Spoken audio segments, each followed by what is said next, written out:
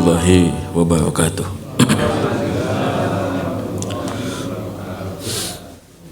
Alhamdulillahi hamdan katsiran thayyiban mubarakan fihi kama yuhibbu rabbuna wa yarda.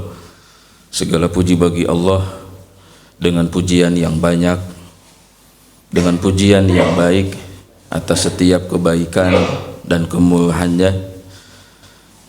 Allahumma salli ala sayyidina Muhammadin wa ala alihi wa ashabihi ajma'in. Salawat dan salam mari kita selalu sampaikan untuk Nabi kita yang mulia, Rasul yang kita cintai, pemimpin dan penutup para Nabi dan Rasul, guru agama dan kehidupan kita, leader hidup sukses kita dan teladan iman takwa kita, yaitu Rasulullah Muhammad sallallahu alaihi wasallam. Amma ba'du, kita awali pengajian kita pada subuh ini dengan berdoa kepada Allah. Doa yang Nabi ajarkan untuk kita selalu baca setiap subuh. Allahumma inna nas'aluka ilman nafi'an wa rizqan thayyiban wa amalan mutaqabbalan. Semoga Allah memberikan kepada kita ilmu yang bermanfaat, ilmu yang menjadikan kita jadi lebih takut kepada Allah Subhanahu wa taala, ilmu yang membuahkan akhlak mulia dan takwa, dan ilmu yang bisa membuat kita lebih bijaksana, lebih dewasa, dan ilmu yang membuat orang juga terbantu, tercerahkan. Wa rizqan thayyiban, rezeki yang baik, yakni rezeki yang halal barokah, rezeki yang mencukupkan hajat kita, rezeki yang bisa menjadi alat sarana kita beribadah dengan infak, zakat, sedekah, hibah, hadiah, wakaf,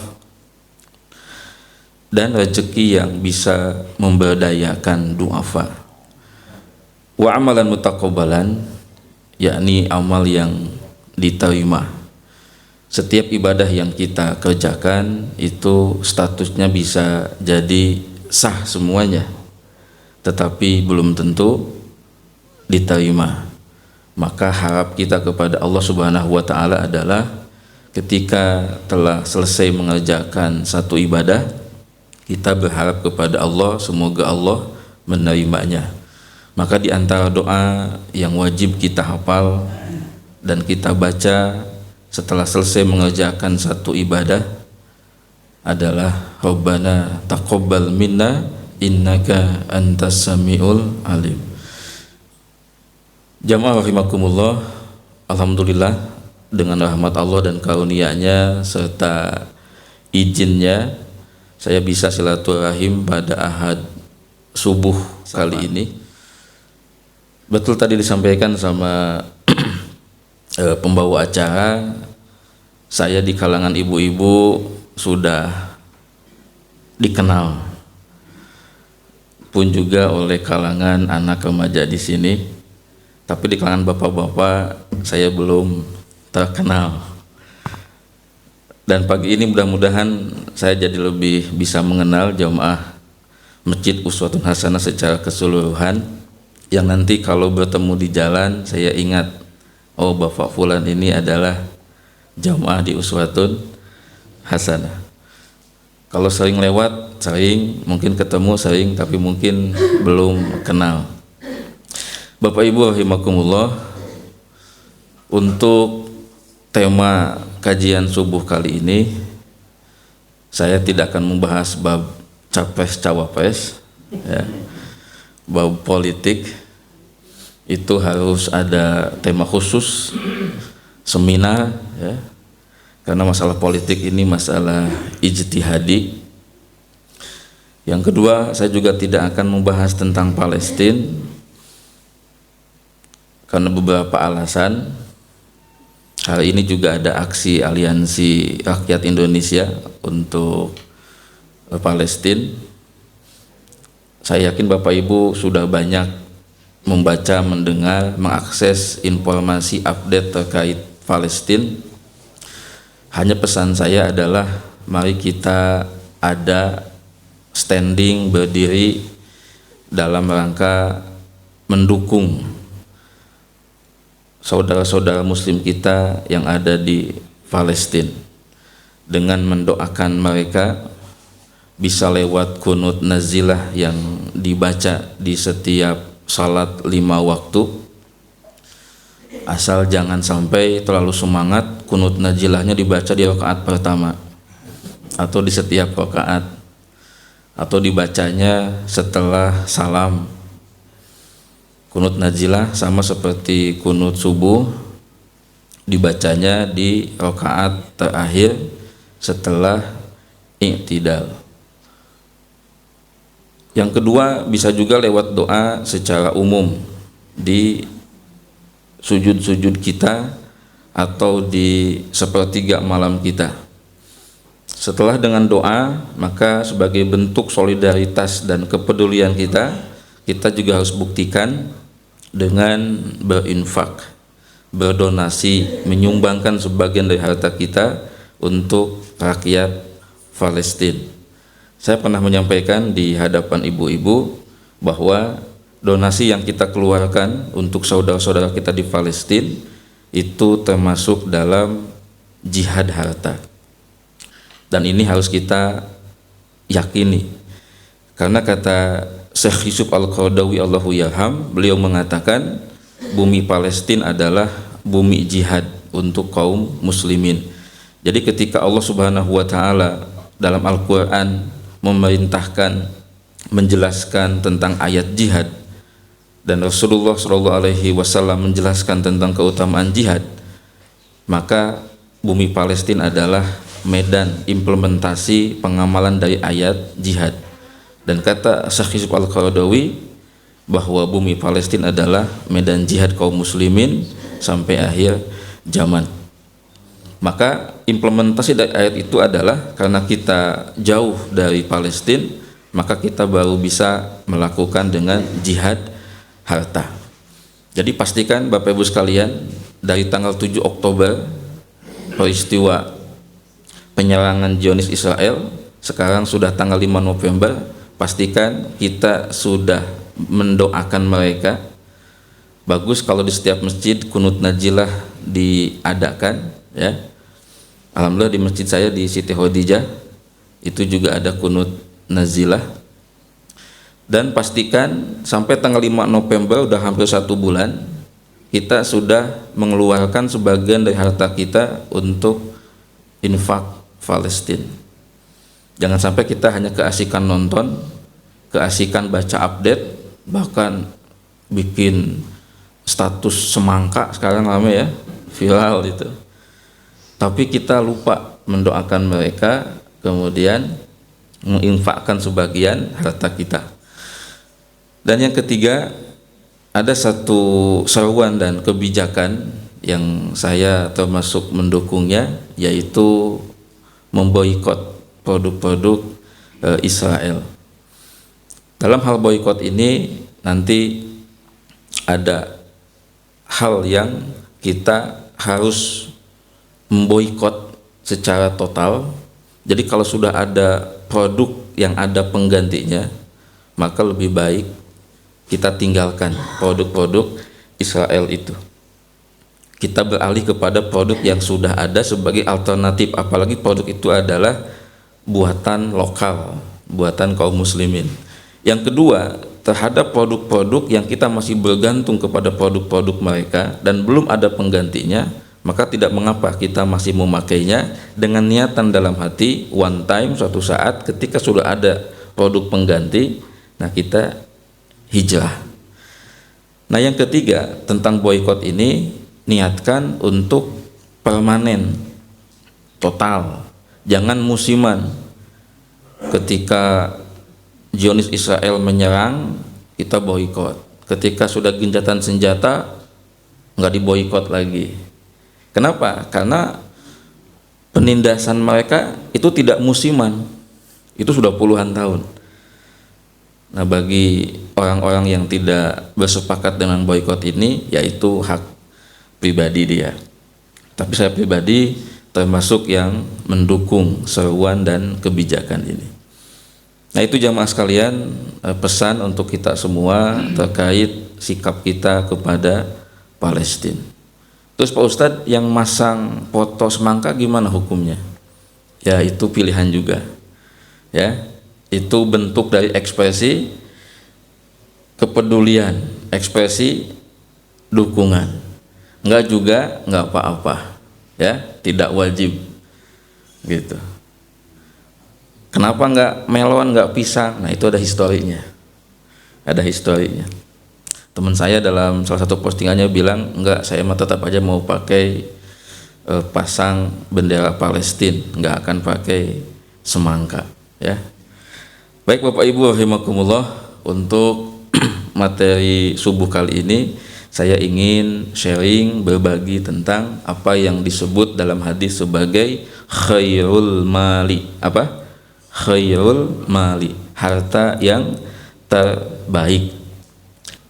Dalam hadis Nabi itu disebut dia adalah hal yang lebih baik dari apa yang dikumpulkan dan dimiliki oleh manusia dari sisi harta benda. Khairun mimma iktanazan nasu, lebih baik daripada apa yang dimiliki oleh manusia berupa harta benda. Jadi harta terbaik ini ketika seseorang memilikinya, maka dia mendapatkan sesuatu yang lebih baik dari apa yang orang-orang miliki dari harta benda. Hadisnya panjang riwayatnya itu, tapi poinnya ini akan saya sharing kepada Bapak Ibu sekalian.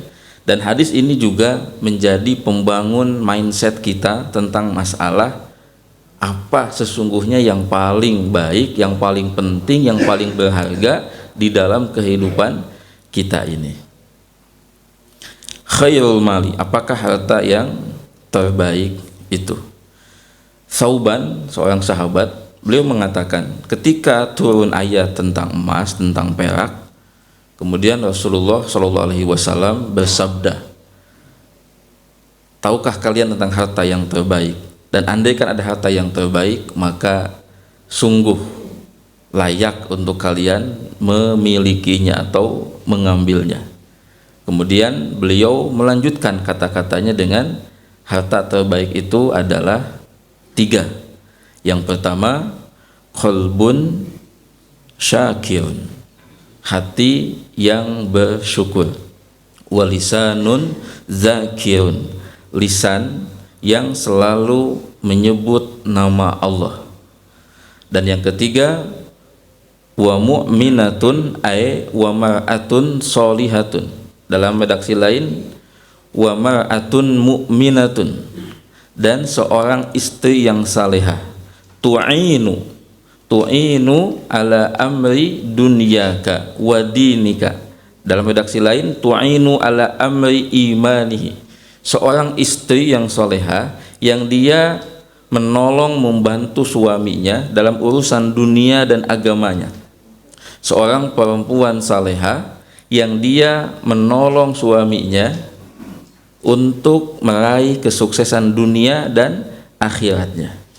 Itu harta yang terbaik. Nah, kita coba untuk bahas satu-satu. Yang pertama jemaah sekalian, qalbun syakirun, hati yang bersyukur. Menurut hadis ini, syukur itu adalah termasuk ibadah qalbiyah, ibadah hati. Apa ciri orang bersyukur?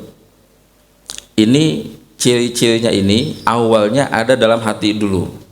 Nanti baru ketika sudah beres dalam hatinya, nanti akan terlihat, ternampak dalam bahasa tubuh, bahasa lisannya, perbuatannya. Ciri orang yang bersyukur, yang pertama, dia mengakui bahwa semua kebaikan, semua pencapaian, semua kejayaan, semua kesuksesan yang dia raih itu dari Allah. Yang kedua, dia memiliki sifat qanaah, menerima semua pemberian rezeki dari Allah itu dengan kepuasan. Yang ketiga, dia tidak mengeluhkan tentang apa yang belum dia miliki. Yang keempat, dia tidak iri hati, tidak dengki dengan pencapaian, kesuksesan, kenikmatan yang dimiliki oleh orang lain. Yang berikutnya, dia selalu berpikir positif dan tidak membanding-bandingkan pencapaian dia dengan pencapaian orang lain. Itu diantara ciri orang yang hatinya bersyukur. Nah, nanti ekspresinya, impactnya adalah ciri orang yang bersyukur, dia adalah rajin, gemar, dan giat beribadah. Dia jadi taat kepada Allah Subhanahu wa Ta'ala. Kenapa? Karena dia paham bahwa tanda syukur itu adalah ketika dia bisa menggunakan semua potensi, semua nikmat, semua karunia itu untuk ibadah. Kesehatannya dia pakai untuk ibadah. Lisannya dia pakai untuk berkata yang baik, untuk zikir. Matanya dia pakai untuk membaca ayat-ayat Allah. Telinganya dia pakai untuk mendengar hal-hal yang baik. Hartanya dia pakai untuk nafkah keluarganya, untuk membeli perhiasan-perhiasan dunia yang halal, untuk menikmati kesenangan-kesenangan dunia yang halal dan mubah, dan dia juga menggunakan hartanya untuk infak di jalan Allah. Kalau dia punya nikmat jabatan, maka dia akan menggunakan jabatan itu untuk membuat kebijakan-kebijakan, program-program yang maslahat, yang pro rakyat, yang pro umat. Itulah bentuk syukur. Jadi kalau Bapak Ibu sekarang pagi ini kita memilih untuk bangun tadi sebelum adzan subuh, kemudian melakukan toharoh, kemudian melangkahkan kaki ke masjid, sholat subuh berjamaah sampai duduk di majelis ilmu ini, kita telah memilih sikap syukur. Sikap syukur. Ibadah kita adalah tanda syukur kita kepada Allah Subhanahu wa Ta'ala. Salat yang kita dirikan itu adalah bentuk dan tanda syukur kita kepada Allah Subhanahu wa Ta'ala. Infak yang kita keluarkan tiap bulan itu adalah tanda syukur kita kepada Allah Subhanahu wa Ta'ala. Ibadahmu adalah tanda dan bukti syukurmu. Jangan sampai, kata seorang ulama, engkau mensyukuri nikmat Allah dengan lisanmu, tapi engkau mengkufuri nikmat Allah dengan tindakan dan perbuatanmu. Gimana? Kok bisa? Bisa. Misal kita bangun di pagi hari dalam keadaan sehat, fresh. Kemudian kita mengucapkan alhamdulillah. Gitu. Atau pas kita gajian tiap bulan atau dapat bonus kita mengucapkan alhamdulillah. Itu berarti bersyukur dengan lisan. Tapi setelah kita mengucapkan alhamdulillah itu, kita tidak pernah berinfak, kita pelit sama istri sama anak, terus badan kita nggak pernah dipakai untuk sujud, untuk ruku, berarti kita itu tidak mensyukuri nikmat Allah dengan badan kita, dengan perbuatan kita. Nah, makanya jamaah sekalian, catat ini kata kuncinya dari ulama kita, bahwa ibadah kita adalah tanda bukti syukur kita kepada Allah Subhanahu wa Ta'ala.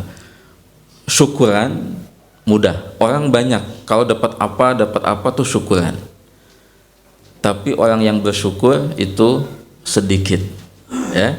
Orang yang suka syukuran, mengundang tetangga, handai taulan, teman untuk ngumpul di rumahnya makan-makan, pulang masing-masing dikasih nasi kotak dan mungkin yang lainnya, itu bagi sebagian banyak orang mudah. Tapi kalau syukur itu sedikit orang yang bisa. Nah, contoh hapunten, dalam satu masjid berapa sesungguhnya partisipan sholat berjamaah dibandingkan dengan total penduduk, total masyarakat yang ada di sekitar masjid itu? Hasil riset kecil-kecilan saya, rata-rata itu tidak mencapai setengah dari total masyarakat yang ada di sekitar masjid itu. Kalau teorinya tadi adalah ibadahmu tanda syukurmu, sholatmu tanda syukur, bukti syukurmu, berarti di tempat itu, di komplek itu, orang-orang yang bersyukur itu belum banyak, baru mungkin sepertiganya. Nah gitu, ya. Itu teorinya tuh, itu teorinya. wa qalilun min ibadiyasy syakur. Begitulah teori Al-Qur'an. Dan sedikit dari hambaku itu yang pandai bersyukur. Oke, ini yang pertama ya. Jadi harta yang terbaik adalah hati yang bersyukur.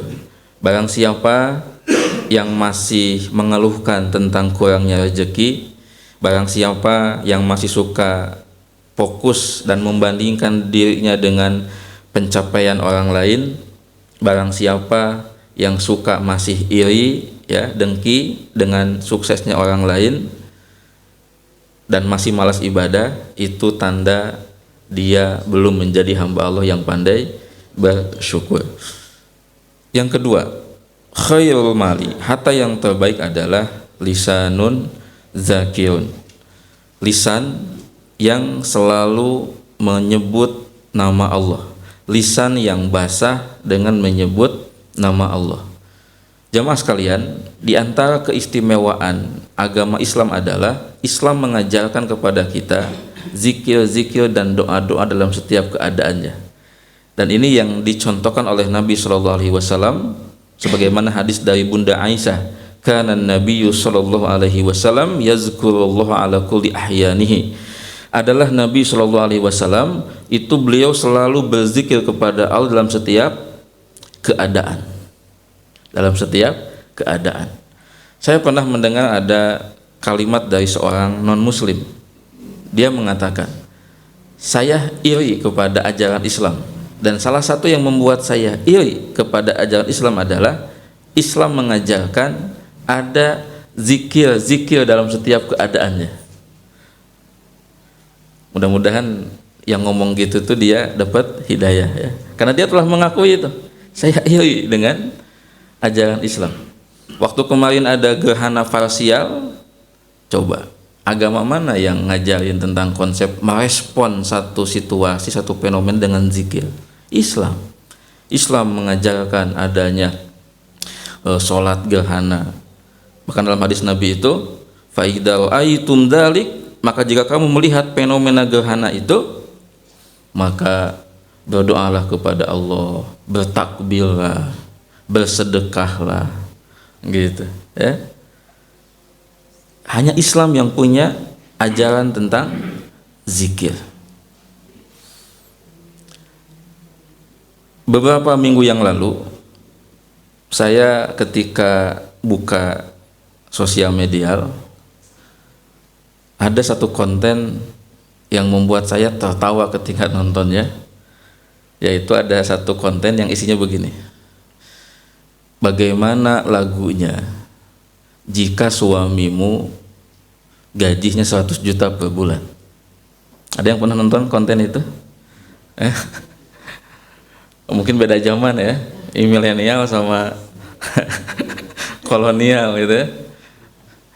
Ini yang suka update di sosial media mungkin akan ketemu tuh ya.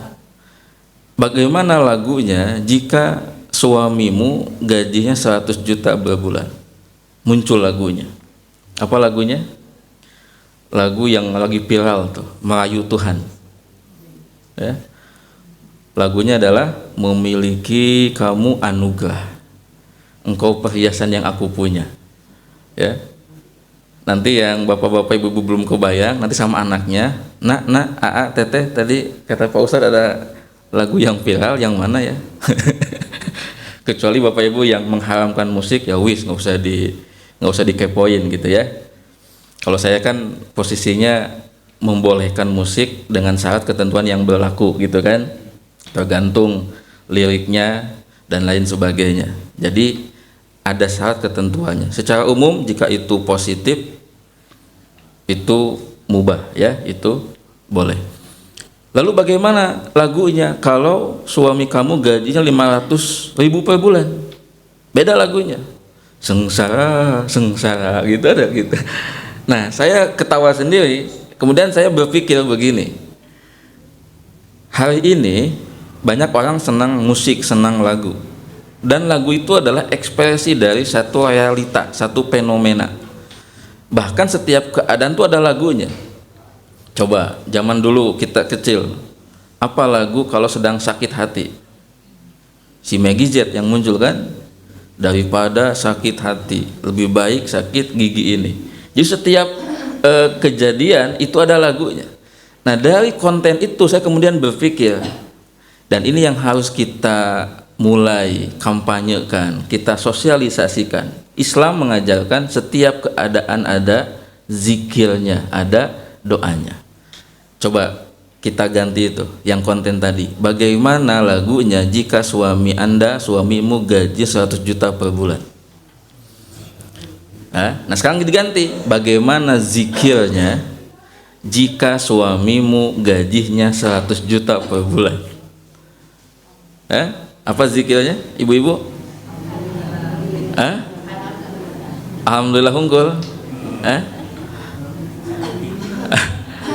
Nabi mengajarkan jika kita mendapatkan apa yang sesuai dengan yang kita inginkan, yang kita harapkan, maka kita membaca alhamdulillahilladzi bi ni'matihi tatimmus sholihat. Gitu. Jadi kalau ibu-ibu mendapatkan uang bulanan nafkah plus uang sakunya sesuai dengan yang diinginkan, ya bacaannya adalah alhamdulillahilladzi bi ni'matihi tatimmus sholihat. Terus lagu yang tadi gimana Pak Ustadz? Ya itu mah hiburan aja lah, ya, hiburan aja. Terus bagaimana zikirnya kalau ternyata suami itu belum memberikan uang bulanan yang sesuai dengan keinginan dan harapan? Nah lagu itu jangan dibahas lah, sengsara, gitu kan. Tapi kalaupun realitasnya emang susah Pak Ustadz, sengsara, tapi tolong hati-hati. Jangan sampai kena kepada hadis Nabi SAW, kebanyakan penduduk neraka adalah perempuan. Kenapa? Karena mereka yakfurul ihsan, mengkupuri kebaikan suaminya, Dan hadisnya menarik sekali, dijelaskan. Perempuan itu diberikan uang bulanan, nafkah bulanan bertahun-tahun, tapi ketika suaminya mengalami krisis ekonomi, mungkin dia di PHK atau mungkin dia sudah pensiun, kemudian ada masa-masa berbulan-bulan, bertahun-tahun dari pensiun dia belum mendapatkan pekerjaan yang baru, sehingga belum bisa memberikan seperti halnya ketika dia masa kerja. Istrinya marah-marah, kemudian dia mengatakan, Mama tidak mendapatkan kebaikan sedikit pun dari ayah, gara-gara sedang sulit suaminya. Nah kata-kata itu adalah kata-kata kupurnya seorang perempuan kepada kebaikan suami. Hati-hati. Nah makanya lagu tadi udah hiburan, nah kita cepat ganti dengan zikir. Apa zikirnya? Kalau suami ibu belum memberikan uang bulan sesuai dengan harapan ibu, alhamdulillah ala kulli halin. Nabi mengajarkan ketika kita mendapatkan sesuatu yang tidak sesuai dengan yang kita inginkan, kita sukai, zikirnya adalah alhamdulillahi ala kulli halin. Bapak Ibu punya jagoan di Pilpres kan? Nah, nanti kalau jagoannya menang, alhamdulillahilladzi bi ni'matihi tatimmus sholihat. Jagoannya kalah, jangan innalillahi wa inna ilaihi rajiun, tapi alhamdulillahi ala kulli halin. Kita tidak tahu ya apa yang terjadi. Kemudian Bapak Ibu punya rencana pertemuan hari ini, sudah siap-siap dari malamnya tuh, ternyata di cancel. Apa zikirnya? Alhamdulillahi ala kulli halin. Kalau sesuai dengan harapan, ekspektasi, alhamdulillahilladzi bi ni'matihi tatimmus sholihat. Saya lupa nih, tidak kebawa doorframe-nya nih. Saya mau ngasih doorframe, saya akan bacakan bagaimana zikirnya kalau ini ya. Udah, nggak usah pakai doorframe lah ya. Kita jawab bareng-bareng. Karena tadi ini penting karena kita harus menjadi orang-orang yang banyak berzikir, dan Islam telah mengajarkan zikir dalam setiap keadaan.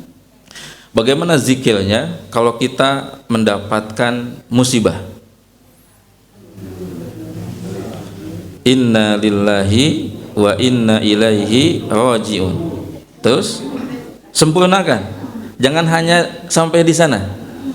Karena kata Ummu Salamah, aku hafal satu kalimat dari Nabi SAW yang barang siapa ketika ditimpa musibah membaca zikir ini dan doa ini, maka Allah akan menggantinya dengan yang lebih baik. Inna lillahi wa inna ilaihi raji'un. Allahumma azurni fi musibati wa akhlub li khairan minha. Lalu bagaimana zikirnya kalau kita mendengar melihat yang kena musibah itu orang lain? Bagaimana zikirnya? Kalau kata-kata aduh karunya, itu bukan zikir. Aduh kasihan banget dia, itu bukan zikir. Ya, itu mah kalimat simpati biasa. Bagaimana zikirnya? Saya temukan sebuah riwayat, dan yang menarik lucunya ada keterangan kamu membaca zikir doa ini jangan sampai diketahui sama yang kena musibahnya. Alhamdulillahilladzi afani mimma btalaka bihi wa faddalani ala katsir min khalaqa tabdila. Segala puji bagi Allah yang telah menyelamatkan aku dari musibah yang menimpa dia dan telah memuliakan aku di atas makhluk-makhluk yang lain. Saya ulangi kalimatnya. Segala puji bagi Allah yang telah menyelamatkan aku dari musibah yang menimpa dia. Jadi aku mah tidak kena, alhamdulillah. Nah yang lucu tadi, kamu jangan menyebut doa itu di depan dia. Kebayang ya, emosi dia gimana? Saya lagi kena musibah, kamu malah tahmid, gitu. Ya, dasar kamu nggak empati, nggak peduli. Makanya ada keterangannya itu. Jangan kamu menyebutnya, membaca di depan dia. Kenapa mengucapkan tahmid? Karena kita bersyukur kepada Allah, kita tidak kena. Contoh nih, ada tetangga subuh rame. Kenapa? Karena rumahnya kerampokan. Mobil, motor yang diparkir di garasi itu hilang. Kita ikut sedih, empati. Nah, pas kita dapat kabar itu, nah dia akan jauh dari kita. Kita mengucapkan alhamdulillahilladzi afani mimma btalahu bihi. Segala puji bagi Allah yang telah menyelamatkan aku dari musibah yang menimpa dia. Alhamdulillah aku mah tidak kebongkaran, tidak ada kerampokan. Jangan dibacakan di depan dia. Aya naon mang? Eta motor saya leungit. Alhamdulillahilladzi afan. Oh itu mah udah kamu tidak hebat. Gitu ya. Oke. Lanjut. Bagaimana zikir dan doanya kalau kita mendengar kabar tentang kesuksesan orang lain, ya. Alhamdulillah bapak ini sudah naik jabatan. Alhamdulillah anak bapak ini lulus, ya. Alhamdulillah anak bapak ini dapat beasiswa ke luar negeri, ya, dan lain sebagainya. Bagaimana zikirnya kalau kita mendengar melihat kesuksesan orang lain? Masya Allah, tabarakallah, gitu ya. Jadi kalau misalkan ada teman bapak nih, bapak ibu ya, tetet bawa mobil baru, Masya Allah, tabarakallah, gitu ya. Atau misalkan bapak ibu diundang nih, yuk hadir, saya mau syukuran launching nih kantor baru, kafe baru, rumah baru, masuk kita itu. Nah itu Masya Allah, tabarakallah, gitu ya. Pak gimana? Alhamdulillah, bagus. Tapi yang kontekstual adalah Masya Allah, tabarakallah, gitu. Nah gimana zikirnya kalau pas mendengar kabar kesuksesan orang lain itu ada perasaan iri? Kan ada yang gitu ya, ada aduh cemburu. Zikirnya ada Rabbana ighfir lana wal ikhwanina alladzina sabaquna bil iman wa la taj'al fi qulubina ghillan lil ladzina amanu Rabbana innaka raufur rahim. Gimana Pak kalau pas dengar orang lain sukses, lihat lisannya ngomong Masya Allah, tabarakallah, selamat ya, hati nama cemburu, hati nama iri. Nah itu saya sebut Anda orang yang bisa acting bagus, gitu ya. Jadi biarkan itu hatinya berproses, berantem itu biarkan, nggak boleh, kamu nggak boleh cemburu, kamu nggak boleh iri, itu urusan dunia, langsung dinetralisir sama tadi wala taj'al fi qulubina ghillal lil ladzina amanu rabbana innaka raufur rahim. Lanjut, bagaimana zikirnya kalau kita lupa akan sesuatu, lupa naruh kunci, lupa pulang itu komplek naon orang tanya, lupa naon gitu, apa zikirnya? Atau misalkan kalau yang sedang berbicara, sedang mengajar, tiba-tiba jadi lupa, duh kayak ngomong naon saya teh, ya, lupa, apa zikirnya? Dalam surat Al-Kahfi ada ayat wazkur rabbaka idza nasita, dan sebutlah nama Allah ketika engkau lupa. Jadi zikirnya mutlak, silakan sebut aja apa dari asma Allah. Ada yang berpendapat subhanallah saja, subhanallah. Ada sebuah hadis tapi doif, kalau engkau lupa akan sesuatu bacalah sholawat. Pernah mendengar melihat ada orang ketika lupa aduh Allah itu pernah, itu memang ada hadisnya tapi doif, ya, tapi doif. Jadi secara umum kalau kita lupa baca aja zikir subhanallah boleh. Ada satu riwayat yang menarik. Di zaman salafus soleh ada orang dia lupa naruh sesuatu. Ketika ditanyakan kepada seorang ulama, tahu apa rekomendasi solusinya? Disuruh sholat sunat. Ketika sholat sunat mulailah datang gitu ingatannya. Jadi wazkur rabbaka idza nasita, kan sholat itu bagian dari zikir, ya. Wazkur rabbaka idza nasita, dan sebutlah nama Allah ketika engkau lupa. Gitu. Jadi Islam ini benar-benar ngajarin kita untuk selalu connect kepada Allah Subhanahu wa taala. Orang yang sibuk dengan zikir nggak ada kata-katanya mengeluarkan keluhan, umpatan, gitu. Bagaimana zikirnya kalau sedang di jalan, ya, ada orang yang mobilnya mogok. Nah, gimana zikirnya? Nggak ada zikir khusus, tapi saya menanyakan itu dalam rangka tes kolbi, tes hati kita.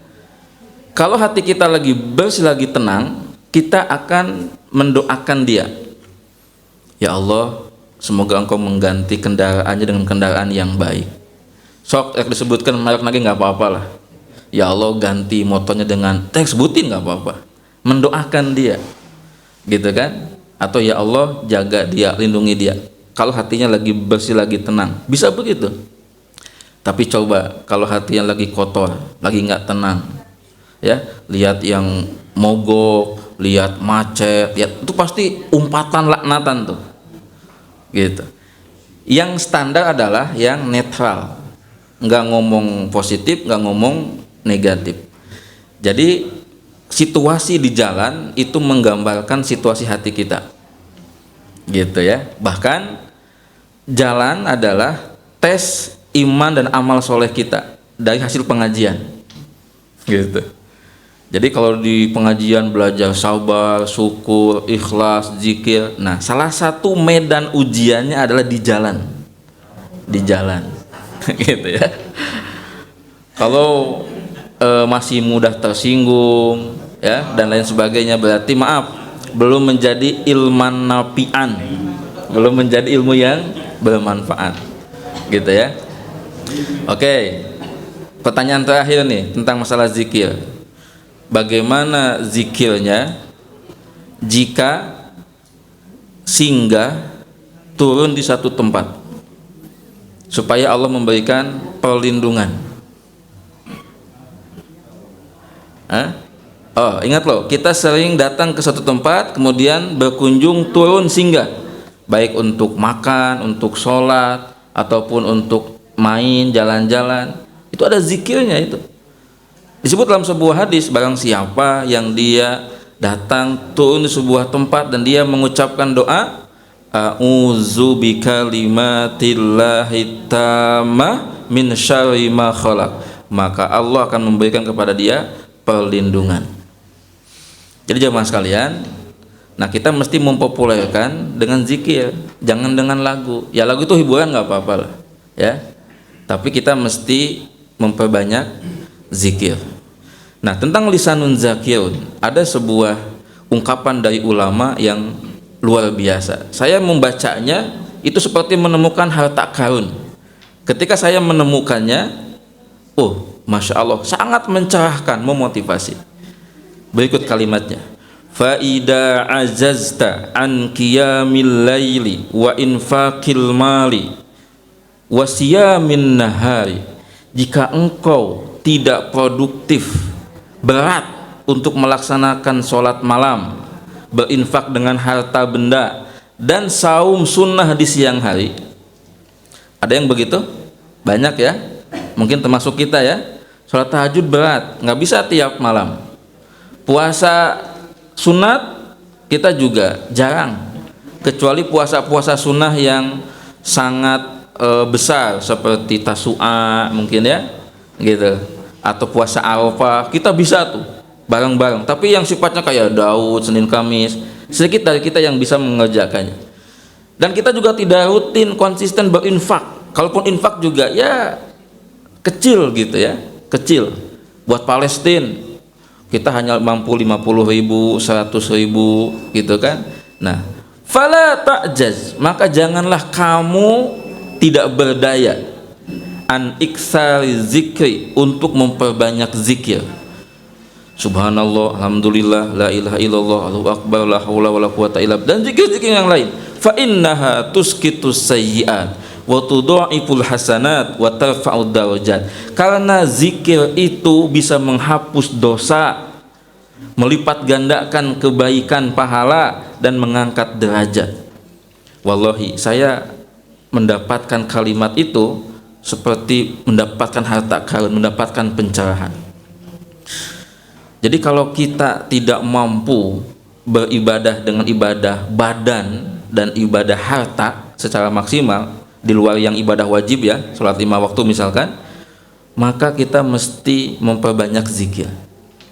Bukankah telah sampai kepada kita sebuah riwayat, dulu di zaman Nabi, orang-orang miskin di zaman Nabi datang kepada beliau untuk menyampaikan satu keluhan, satu keberatan. Kenapa? Orang-orang kaya telah memborong semua kebaikan. Kami puasa, mereka puasa. Kami sholat, mereka sholat. Hanya ada satu yang kami tidak bisa lakukan, tapi mereka bisa lakukan. Apa? Berinfak. Karena mereka punya potensi harta. Kami tidak bisa berinfak karena kami nggak punya potensi harta. Apa rekomendasi amalan yang Nabi sampaikan kepada orang-orang miskin pada waktu itu supaya mereka bisa seperti orang kaya? Nabi ngajarin zikir. Tasbih yang kau baca itu adalah sedekah. Takbir yang kau baca itu adalah sedekah. Tahlil yang kau baca itu adalah sedekah. Zikir itu sedekahnya orang miskin. Semangat atau orang miskin pada waktu itu pulang ke rumahnya mengamalkan. Ternyata orang kaya juga mengamalkan zikir. Orang miskinnya kembali kepada Nabi kemudian menanyakan, ya Rasulullah, orang-orang kaya telah memborong lagi. Mereka juga berzikir sebagaimana kami zikir. Apa jawaban Rasulullah? Zalika fadlullahi yutihi may yasha. Itulah karunia dari Allah yang diberikan kepada siapa yang dikehendakinya. Jadi jangan sampai nih kita tahajud jarang, puasa sunnah jarang, infak jarang, zikir juga jarang. Jadi zikir ini harus menjadi di antara amal soleh unggulan. Amal soleh unggulan. Bapak Ibu silahkan pilih kalimat zikir yang favorit, yang menjadi unggulan. Mau sholawat silahkan, baca Al-Quran silahkan, mau tahlil silahkan, semua ada dalilnya. Kalau saya pribadi, termasuk yang saya suka ajakan kepada jamaah umroh yang saya bimbing, ketika sa'i khususnya, saya mengajak jamaah umroh saya untuk memperbanyak kalimat tasbih dan tahmid yang disebut dalam hadis, kalimatani khafifatani 'alal lisan habibatani ila rahman sakilatani fil mizan. Ada 2 kalimat zikir yang mudah diucapkan oleh lisan, sangat dicintai oleh Allah dan akan memberatkan timbangan kebaikan. Subhanallahi wa bihamdi wa subhanallahil azim. Itu yang saya amalkan dan saya ajarkan. Bayangin jamaah sekalian, sa'i 7 putaran tuh, Safa Marwah, ya. Tulis aja subhanallahi wa bihamdi wa subhanallah, itu berapa ribu kali. Maka wajar, logis kalau orang pulang umrah, pulang haji, kalau manasiknya benar, zikir doanya benar, pulang itu dosa-dosanya itu ngeburudul tuh. Karena kan zikir itu tadi menghapus dosa, menambahkan pahala, mengangkat derajat, ngeburudul dosa-dosa orang pulang umrah, pulang haji. Subhanallahi wa bihamdi wa subhanallahil azim.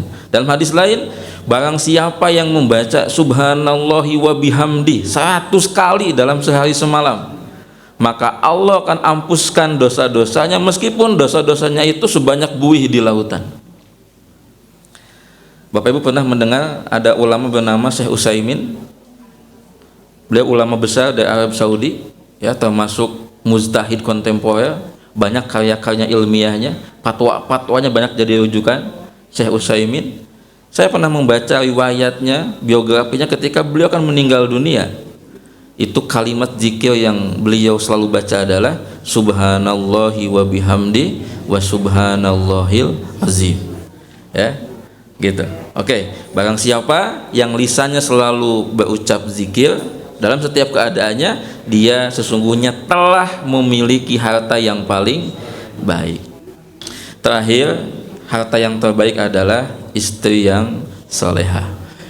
Dalam hadis ini, Bapak Ibu sekalian, istri solehah itu disebutkan cirinya, dia yang bisa menjadi fasilitator, motivator suaminya untuk sukses dunia akhirat, ya, gitu, ya.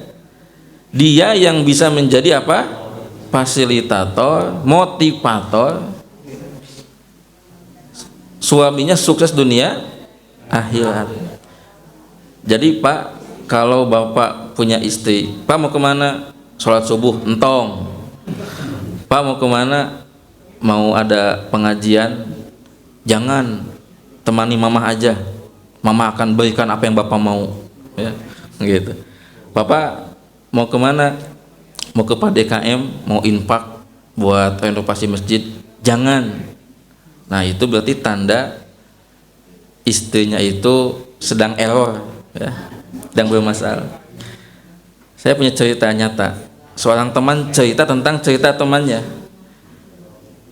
DKM ngumpul sama jamaahnya. Kemudian DKM menyampaikan, Bapak-bapak sekalian, insya Allah kita mau ada pengembangan masjid. Ini kisah nyata nih. Mudah-mudahan di sini tidak terjadi, ya. Ada jamaah yang angkat tangan, Pak DKM insya Allah saya akan ikut, ya, berpartisipasi, ya. Tapi saya mau ngomong dulu ke istri saya. Itu kalimatnya begitu. Ketika jamaah itu pulang ke rumahnya, dia menyampaikan maksudnya ke istrinya. Mungkin kurang lebih begini, Mah, tadi di masjid habis sholat ada kumpulan, ternyata masjid kita itu mau ada pengembangan, Papa mau infak. Istrinya bilang, jangan Pak, kita masih punya keperluan, punya pengeluaran, sebutin. Akhirnya terjadi. Jamaah itu balik ke DKM. Pak DKM, hapunten, terjadi. Nah, ini studi kasus yang menarik. Kenapa? Karena kebijakan infak seorang laki-laki itu bisa takluk di depan seorang wanita. Maka ini perlu ada pembahasan khusus tentang manajemen keuangan di keluarga. Dan saya termasuk yang mengkritik cerita tadi dalam artian jangan sampai bapak-bapak menjadi laki-laki disfungsi, laki-laki impotens, gitu. Bukan hanya impoten dalam hal yang sifatnya ejakulasi dini, seksual, tapi bapak-bapak juga jangan sampai menjadi laki-laki yang impoten, disfungsi dalam hal kepemimpinan. Gitu ya. Nauzubillahi min dzalik. Gitu. Jangan sampai. Jadi bapak-bapak mesti punya kuasa kendali dalam hal tadi infak ini. Gitu. Makanya saya mengkritik manajemen keuangan keluarga yang semua harta suami, gaji suami tiap bulan dikasihkan ke istri semua. Saya mengkritik pola itu. Itu pola yang salah. Jangan begitu bapak-bapak sekalian. Dan ibu jangan nuntut kayak begitu. Sampai ada ungkapan suami semua harta milik istri. Itu kan singkatannya gitu. Semuanya untuk istri, milik istri. Itu pola yang salah. Bayangin, dengan pola itu apa yang terjadi? Seorang laki-laki habis gajian, misalkan taruhlah 7 juta, 10 juta, kasih ke istri semua. Nih mah gaji bulan ini. Istrinya atur tuh. Kan suaminya kosong uangnya kan? Langsung, ini pak, bensin papa. Ini rokok papa nih, mama diskon, potong ya. Ini transport. Iya mah. Ketika uangnya habis, mah uang habis, itu kurang elok gitu. Kurang elok. Nggak ada apa. Itu resiko papa, boros. Mama nggak akan kasih. Atuh mah, kok jadi gitu? Jadi mentalnya turun. Yang benar gimana pak? Yang benar adalah uang bulanan itu dialokasikan, berikan amanah ke istri. Mah ini untuk nafkah nih, untuk dapur, listrik nih, ini untuk SPP, gitu kan? Boleh kayak gitu. Dan suami tetap memegang sebagian uang agar dia punya kendali. Mau jajan, mau ikut apa, mau infak, nggak usah izin sama istri. Itu pola yang benar, gitu ya. Jadi jangan semua uang itu dikasihkan kepada istri. Boleh dikasihkan semua, tapi jangan sampai membuat suami jadi tidak punya otoritas kendali, gitu kan? Jangan sampai begitu. Nah, ibu-ibu sekalian, jadi teruslah belajar berproses menjadi wanita yang solehah, karena wanita solehah adalah perhiasan dunia yang paling baik. Kalau laki-laki mendapatkan memiliki istri yang solehah, itu adalah benar-benar satu kenikmatan, keuntungan yang luar biasa. Bagaimana jika ada seorang istri setelah berjalan rumah tangga bertahun-tahun, oleh suaminya dilihat, dinilai plus minusnya. Saya dapat cerita dari seorang jamaah ini waktu umroh, dia cerita istrinya yang kedua ini beda usianya 20 tahun. Dan dia memuji-muji istri yang keduanya ini, solehah luar biasa. Ya, jadi auto service. Kalau pagi-pagi itu nyiapin sarapan, kopi, teh. Waktu dia mau umroh tuh tanpa disuruh sama suaminya, dia langsung auto nyiapin tuh kira-kira apa ya yang diperlukan. Dia lihat listnya, oh bajunya sekian. Saya senang banget. Sampai ketika di tanah suci, dia ditelepon. Waktu itu Ahad malam, Pak jangan lupa besok Senin puasa sunnah. Ditelepon sama istrinya. Nah, dia cerita Tahdus bin Imah, Pak Ustadz, di keluarga saya alhamdulillah puasa Senin Kamis sudah menjadi tradisi dan suka buka bersama. Tadi saya ditelepon, Pak, saya lupa. Akhirnya hanya ada satu jamaah yang ketika umroh itu beliau berpuasa. Gitu. Ini luar biasa. Istrinya yang mengingatkan. Ketika saya tanya, berarti bapak istrinya 2. Nah, saya nggak mau bahas itu Pak Ustadz. Istri yang pertama kemana? Dia sebetulnya mau mengatakan begini, saya sudah menceraikan istri pertama karena sudah tidak sesuai dengan karakteristik istri yang soleh. Nah, dia bilang kepada saya, pesan saya, kalau istrimu kamu evaluasi, kekurangannya hanya 20%, kebaikan 80%, pertahankan rumah tangga itu. Ya. Yang 80 masih banyak. Tapi kalau sebaliknya, kebaikannya cuma 20, keburukannya 80, kata dia, mending cari yang baru. Ya, cari yang baru. Kenapa? Karena berumah tangga itu perlu bahagia. Jadi kalau nggak kuat untuk bersabar, mendingan ceraikan, pulangkan ke orang tua. Ini ibu-ibu setuju? Yes. Jangan-jangan dia mau pakai teori terbalik.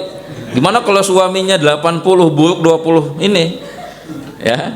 Ya pilihannya ada 2. Memilih sabar, karena sabar itu amal soleh yang pahalanya unlimited, atau pilihan kedua adalah menggugat cerai. Ya, tapi berat ya gugat cerai itu. Jadi pilihannya cuma ada 2, bersabar dengan kekurangan pasangan, dan ada buku khusus bersabar dengan pasangan. Ya. Kalau nggak kuat sabar, mendingan pisah baik-baik, cari yang baru. Cari yang baru yang harapannya lebih baik. Oke Bapak Ibu sekalian, itu yang bisa saya sharing tentang khairul mali, harta yang terbaik. Apa yang pertama? Qalbun syakirun, hati yang pandai bersyukur. Yang kedua, lisanun zakir, lisan yang selalu menyebut nama Allah, berzikir. Yang ketiga apa? Istri yang salehah yang membantu suaminya untuk sukses dunia akhirat. Gitu. Wallahu a'lam bishawab. Ada yang mau menambahkan mungkin atau bertanya sebelum saya tutup? Baru 5:30 ya.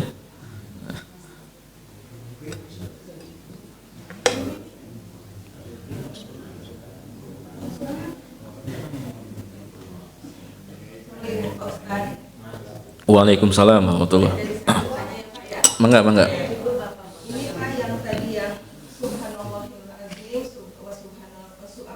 Subhanallahi wa bihamdi wa subhanallahil azim. Saya pernah mendengar doa ini selain yang tadi Pak Ustaz anjurkan ya, gitu. Ketika ada di kendaraan Pak, baik di umum atau di motor atau pribadi gitu ya, itu katanya boleh dizikirkan ya Pak ya? Mohon. Salah satunya itu maksudnya, bukan hanya itu. Ya, atur nuhun. Zikir itu nanti ada dua, ada zikir mutlak, ada zikir muqayyad. Zikir mutlak itu zikir yang umum, yang tidak ada batasan waktu, tempat, dan bilangannya. Zikir muqayyad itu zikir yang dia terikat oleh waktu dan tempat, bahkan kalimatnya pun telah diajarkan, ditetapkan oleh Allah dan oleh Rasul.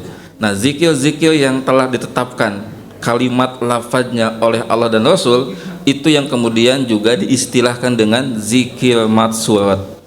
Ya, zikir maksurat. Jadi kalau misalkan kita membaca buku zikir maksurat pagi dan petang, itu bukan artinya maksurat itu zikir pagi dan petang.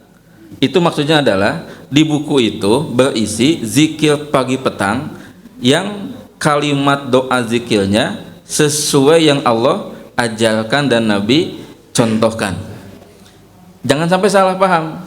Bapak Ibu tahu arti maksurat? Tahu apa? Zikir pagi dan petang. Salah. Ini sama kayak pertanyaan, Bapak Ibu tahu minal aizin wal faizin? Tahu apa? Mohon maaf lahir dan batin. Salah. Ya, itu jaka sembung beli petei. Nggak nyambung gitu kan? Jangan sampai nanti ada cerdas cermat antara DKM, ada pertanyaan rebutan, semangat toy. Apa arti minal aizin wal faizin? Tenang ya. Pertanyaan final ya. Apa lagu B?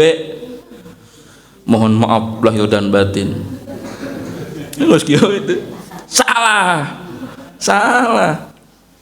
Minal aizin wal faizin, semoga engkau menjadi orang-orang yang kembali kepada fitrah dan mendapatkan kemenangan. Jauh. Apa arti maksurat? Zikir pagi dan petang. Salah. Maksurat itu zikir yang kalimatnya telah Nabi ajarkan. Pagi petang apa maksudnya? Keterangannya. Gitu. Berarti bisa kita bikin nih buku zikir maksurat dalam kendaraan, zikir maksurat makan, minum, dan berpakaian. Gitu.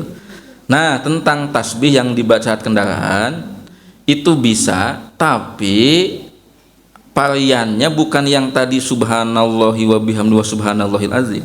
Jadi pas mau naik kendaraan, mau jalan, bismillah, Allahu akbar, Allahu akbar, Allahu akbar, subhanalladzi sakhkhara lana hadza wa ma kunna lahu muqrinin wa inna ila rabbina lamunqalibun. Nah, udah gitu bebas zikirnya mutlak, sok mau tasbih, tahmid, tahlil silahkan, gitu ya. Nah, dulu ada orang yang memviralkan gini, hei jangan bilang OTW, bilangnya apa? BMW. Apa BMW? Bismillahi majreha wa mursaha. Nampaknya sih bagus, benar, ideal, tapi mohon maaf salah konteksnya. Kan kita tadi ditanya, di mana OTW? On the way. Kita lagi ada di perjalanan. Kalau maksudnya BMW, udah salah. Kalau BMW itu ya untuk saat mau berangkat, Bismillahirrahmanirrahim, berangkat. Kan dia kan ditanya, lagi di mana? OTW. Benar. Gitu. Jadi jangan turut munding, apalagi tidak tahu konteksnya. Ya, tidak tahu konteksnya. Gitu ya. Jadi ibu boleh ya bertasbih, tapi tadi kalau pas mau jalan di atas kendaraan, bacanya bukan subhanallahi wa bihamdihi wa subhanallahil azim, tapi yang tadi subhanalladzi sakhkhara lana sampai selesai. Wallahu a'lam bishawab. Ada yang lain? Bapak-bapak, apa zikirnya di malam pertama, malam kedua, ketiga, ketujuh, malam ke-1000 sama istri, apa zikirnya? Bismillahi tawakkalna. Aduh. Pak, ini zikir ini nampaknya banyak orang mensepelekan sehingga output anak yang lahir pun jadi banyak digoda setan. Karena ketika ibadah malam ini atau ibadah mau siang nggak apa-apa kan, mau malam, siang, sore, subuh, pada zuhur, dasar kan bebasnya. Tapi banyak orang melupakan zikir ibadah badan ini sehingga anak yang lahir itu tidak diberkahi. Apa doa zikirnya? Bismillahi tawakkalna. Aduh. Pak, ini zikir ini nampaknya banyak orang mensepelekan sehingga output anak yang lahir pun jadi banyak digoda setan. Karena ketika ibadah malam ini atau ibadah mau siang nggak apa-apa kan, mau malam, siang, sore, subuh, pada zuhur, dasar kan bebasnya. Tapi banyak orang melupakan zikir ibadah badan ini sehingga anak yang lahir itu tidak diberkahi. Apa doa zikirnya? Bismillahi. Halo? Lupa ini? Atau jangan-jangan sudah lama tidak? Mohon maaf, ini kalau pakai bahasa sosial media sudah lama nggak ngecas ya.